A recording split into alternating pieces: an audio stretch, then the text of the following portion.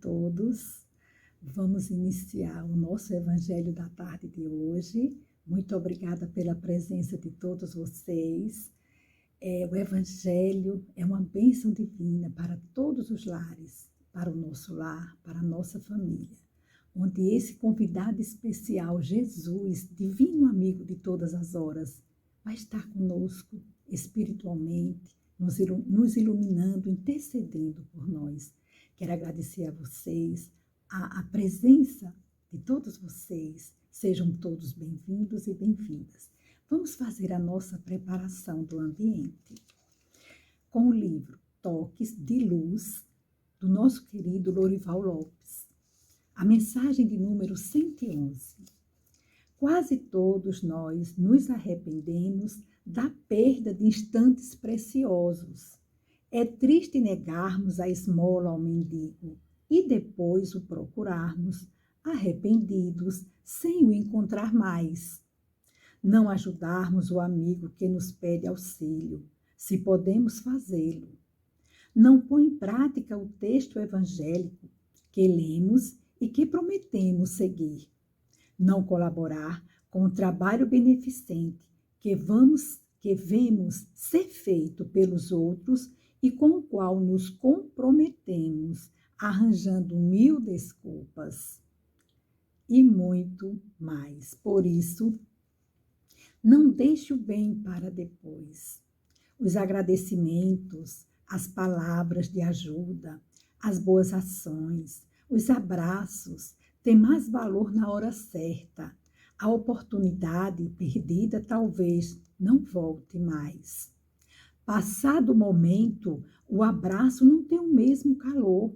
As palavras de ajuda perdem poder e o agradecimento emociona mesmo. A gratidão, o incentivo, o amor não precisam de grandes manifestações. Conforme o instante, basta um olhar, um sorriso, um gesto, um sinal. Aproveite o momento bem utilizado beneficia a quem pratica a boa ação e a quem a recebe. Olha que mensagem mais edificante, que mensagem maravilhosa para a nossa tarde de hoje. E assim, amados irmãos, queremos agradecer também ao Prozebem por essa oportunidade de trabalhar na seara do Senhor, esse trabalho tão maravilhoso. Vamos fazer a nossa prece, elevando os nossos pensamentos a Deus, ao nosso Pai, Criador de tudo e de todos. Queridos irmãos, que a paz de Jesus nos envolva e nos ampare neste nosso encontro do Evangelho no lar. Vamos mentalizar a imagem do Mestre amado Jesus. Divino amigo Jesus, estamos todos aqui reunidos em teu nome, rogando vossas bênçãos para que possamos nos fortalecer, aprender e vivenciar os vossos ensinamentos. Pedimos, amado Mestre, que abençoe a nossa família, que abençoe a toda a humanidade, principalmente os enfermos desta hora, os desempregados, os que passam pelas grandes provas e grandes provas, Senhor, neste momento. Pedimos a tua bênção, a tua luz, para que possa nos envolver e envolver a esses irmãos, os mais necessitados. Que Deus nos abençoe e, com a tua permissão, vamos dar início ao nosso Evangelho no lar. Que assim seja. O nosso Evangelho da tarde de hoje vai ser o Novo Testamento de Haroldo Dutra, né? A parábola do bom samaritano. Nós vamos encontrar em Lucas, capítulo 10, versículos de 25 a 37. Vamos lá, para esta parábola tão bonita, né? Parábola do bom samaritano. E eis que certo mestre da lei levantou-se para testá-lo, dizendo: Mestre, depois de fazer o que? Herdarei a vida eterna. Ele lhe disse: Que está escrito na lei? Como lês? Em resposta, disse: Amarás o Senhor teu Deus de todo o teu coração, de toda a tua alma, com toda a tua força e com toda a tua mente, e o teu próximo como a ti mesmo. Disse-lhe, respondestes de forma justa. Faze isto e viverás. Ele, porém, querendo justificar-se, disse a Jesus: quem é o meu próximo? Prosseguindo, disse Jesus: certo homem descia de Jerusalém para Jericó e caiu nas mãos de assaltantes, os quais, depois de havê-lo despojado e espancado, retiraram-se, deixando-o semi-morto. Olha que situação, meus irmãos.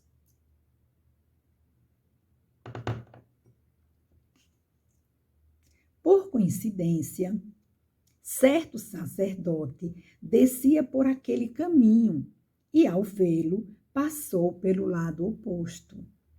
De forma semelhante, também um levita, que vinha por aquele lugar, ao vê-lo, passou pelo lado oposto. Certo samaritano em viagem veio até ele e, ao vê-lo, compadeceu-se.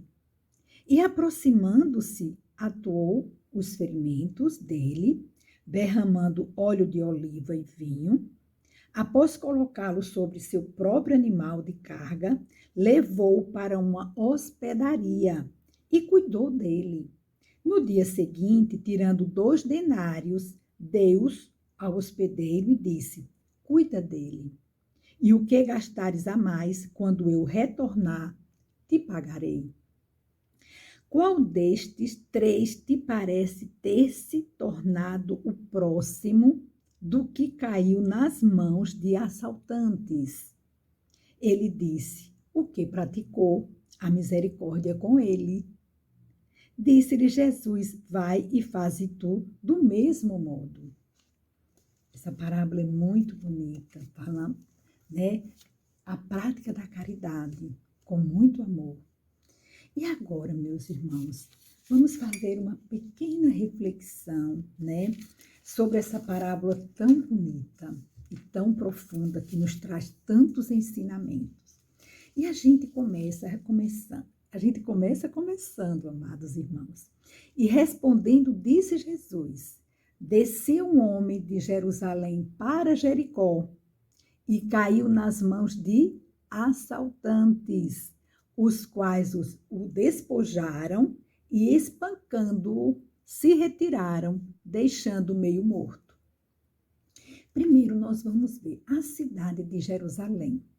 Vamos fazer uma reflexão sobre essa cidade. Essa cidade é uma cidade bíblica, né? Ela fica espalhada entre 2 montes. E espiritualmente falando, Jerusalém, ela é considerada a cidade, a sede do monoteísmo, simbolizando para o judaísmo uma cidade santa. Então, é aquela cidade espiritualizada, né? Atualmente, Jerusalém é a capital de Israel, mas Jerusalém, na época dessa parábola, era considerada a cidade santa da espiritualização.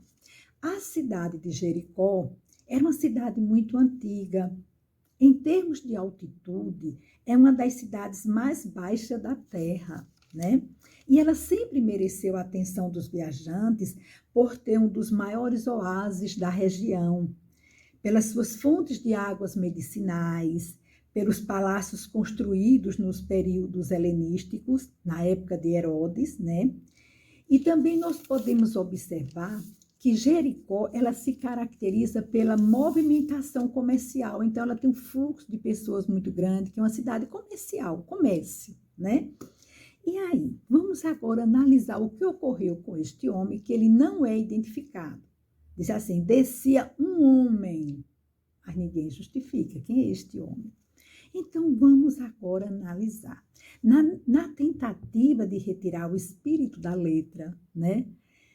Entendemos que a descida de Jerusalém para Jericó pode ser analisada neste contexto.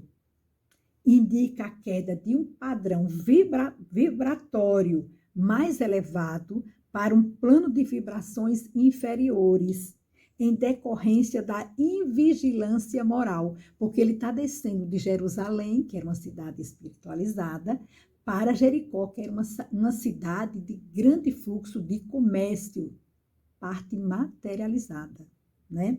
Então, nesse processo de descida, nós podemos manter sintonia com entidades perturbadoras, né?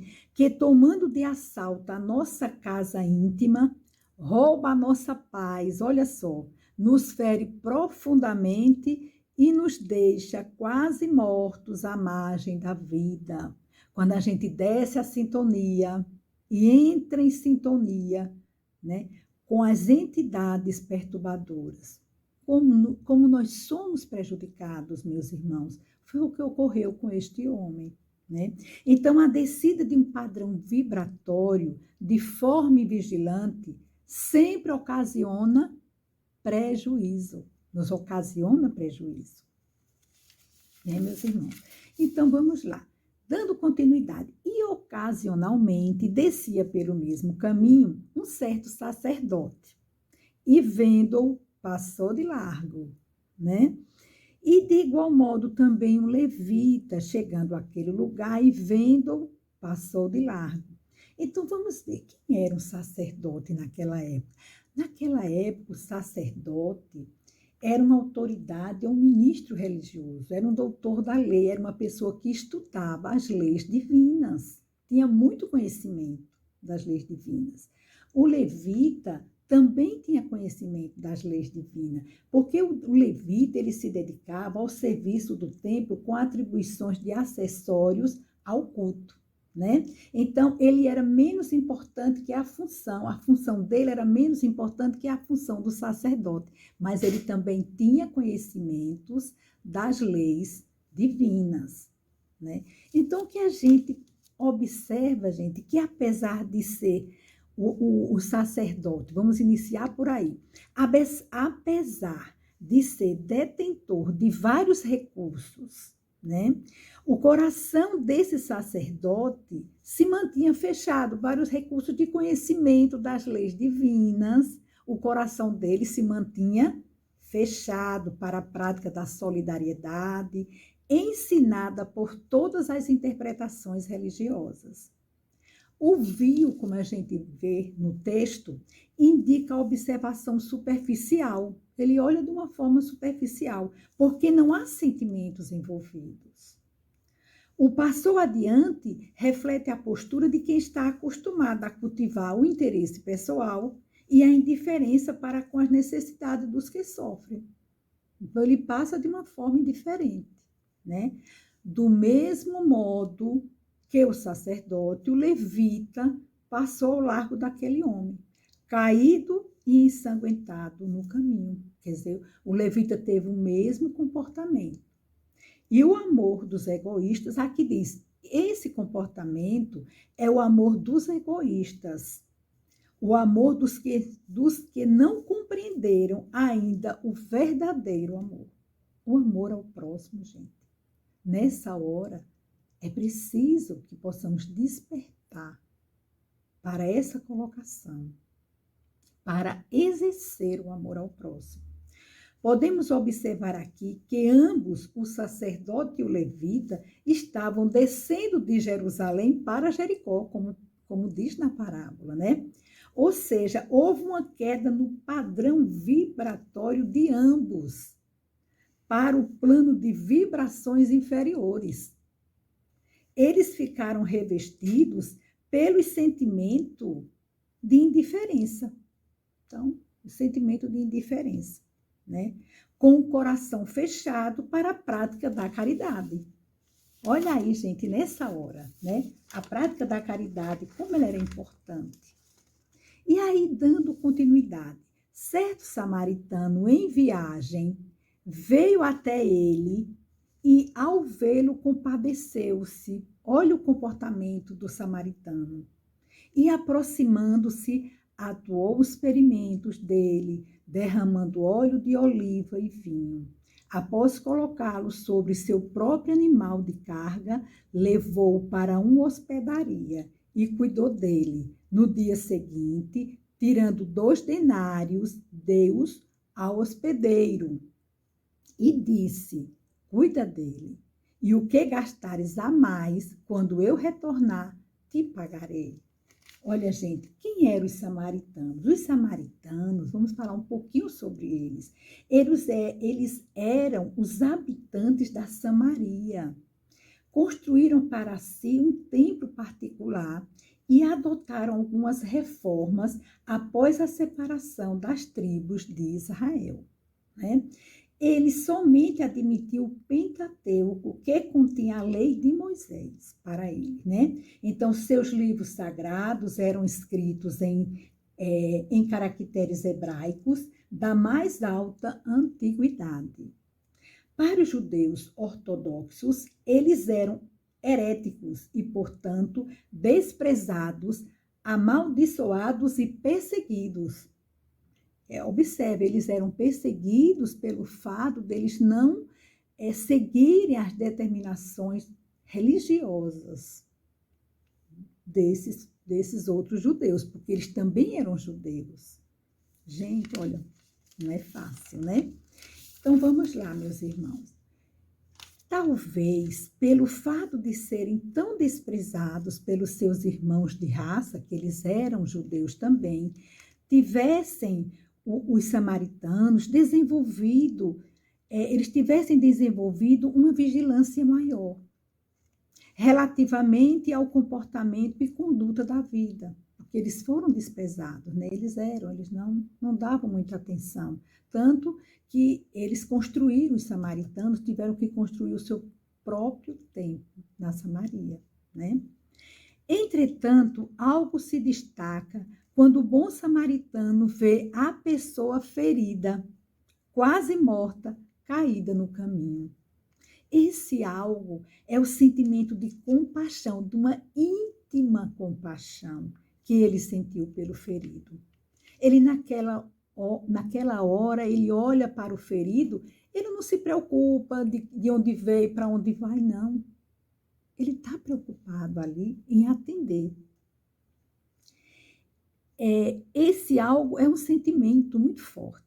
Jesus nos mostra, assim, que a verdadeira caridade só é praticada quando nos compadecemos dos que sofrem. Então, todos os benefícios que o samaritano produziu ao ferido, atar-lhes as feridas, levá-lo,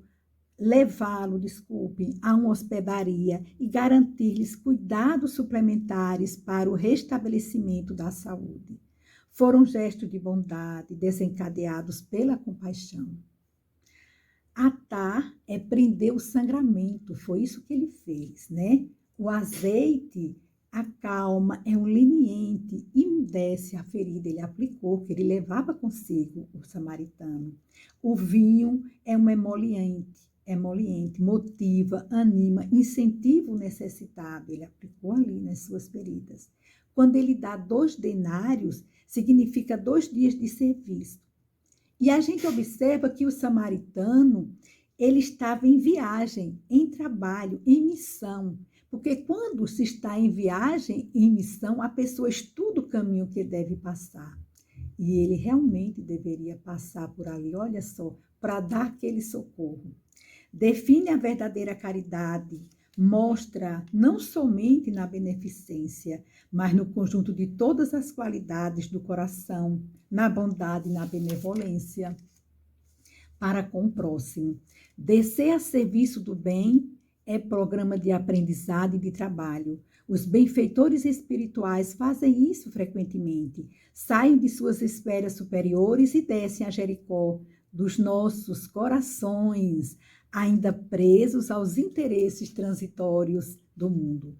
Toda a moral de Jesus se resume na caridade e na humildade, ou seja, nas 2 virtudes mais contrárias ao egoísmo e ao orgulho. Jesus não faz, portanto, da caridade uma das condições da salvação, mas a condição única, né?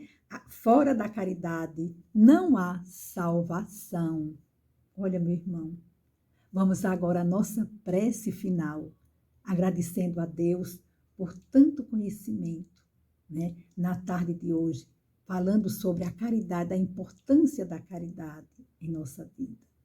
Vamos fechar os nossos olhos, elevar os nossos pensamentos, agradecer ao Divino Mestre Jesus por esse momento, para que possamos trabalhar dentro de nós a compaixão diante do próximo, seja lá ele quem for, mas que podemos ser envolvidos pela caridade, pela misericórdia divina. Abençoa-nos, Senhor, com a tua luz, com a tua paz, a todos nós, a toda a nossa família, a toda a humanidade. Muito obrigada por esta tarde, por esses ensinamentos. Louvado seja Deus, para sempre seja louvado. Muita paz e muita luz para todos nós. Que assim seja.